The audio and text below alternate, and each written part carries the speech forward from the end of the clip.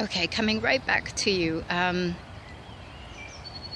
So I was saying to my new friend, yes, blessing in disguise. Let's take this as an opportunity. And, really interestingly, and I said this in my initial video about Corona, is that, I've had students writing me letters from the future. This is one of the exercises that we do, and it's kind of a test to see where their creativity is at. And so I get them to write me a letter from the future about what happened in their lives. And after they received a message on their mobile phone saying that they never had to go to school again, everything was taken care of, they had all the money in the world, or not necessarily money, but everything was taken care of. And the parents had the same message, that they didn't have to go to work and everything was provided for and blah, blah, blah. You get the sense. So, and what's really interesting is that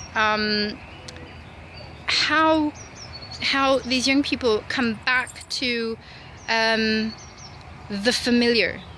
Instead of expanding their mind and using their creativity and imagination, that we come back to, but everyone started fighting because everyone got bored and nobody had jobs, and we ran out of money, but that wasn't the deal. Everything was always going to be provided for according to the SMS, and everything was always going to be okay. But so many of the kids write back, and there's very few who ride the wave of creativity and imagination and create something completely different. Otherwise, everyone's like, yeah, we got bored and we started to hate each other and we started to fight, and the familiar. So, what I'm saying about Corona is it's happening right now. We have to stop.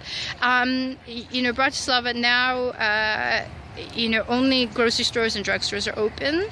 And otherwise we're in lockdown. It's so cool. I know not everyone's going to agree with me. And that's okay. That's okay. But here we have this opportunity to really create what we want. Because are you actually happy with the life that you've had before this point? Like, you're waking up, and as I said to my friends, who are generally okay with life, like I said to them, look, if you're on Sunday evening going, damn, tomorrow's Monday and I got to go to work, or it comes to Friday and you're like, oh, thank God it's Friday. Well, I leave that with you. I really think that that's thriving, and that's wonderful, I leave that with you. Anyways, so why don't you actually sit down with your kids and write this letter? I suggested this to some of my students who I'm in touch with, that we sit down, take a pen and a paper.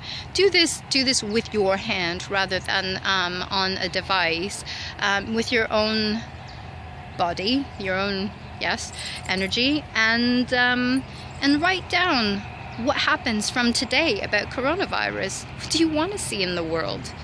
What do you want? Like, we have the opportunity right now for things never to be the same. And as I said to my friend, it's like going through a relationship, and I've said this about my exes and how, when things ended, that I was shattered into a million pieces, never to come back the same, only better. So, we have this opportunity. Nothing's to do this differently, and one of my friends, I backtracked for a second, was saying that the kids are getting so much homework from school. What for? And she's so stressed out because she's got to be on top of it, and the teachers are going to mark everything, and so it's got to be done. And what I said to her, the first thing that came to my mind is, what if that doesn't even happen, that we just don't get back into school? Like, we can create anything here as a collective. It might sound, I don't care what it sounds like. I just want you to know that we can shape and create something way different than we've ever seen. Your wildest dreams, even beyond your imagination, are possible at this point. So yeah, I ask you to sit down with that piece of paper, a pen or pencil, and and sit with your kids and write together. Write the story of your life from when Corona happened. I leave you with that, and lots of love to you. Bye.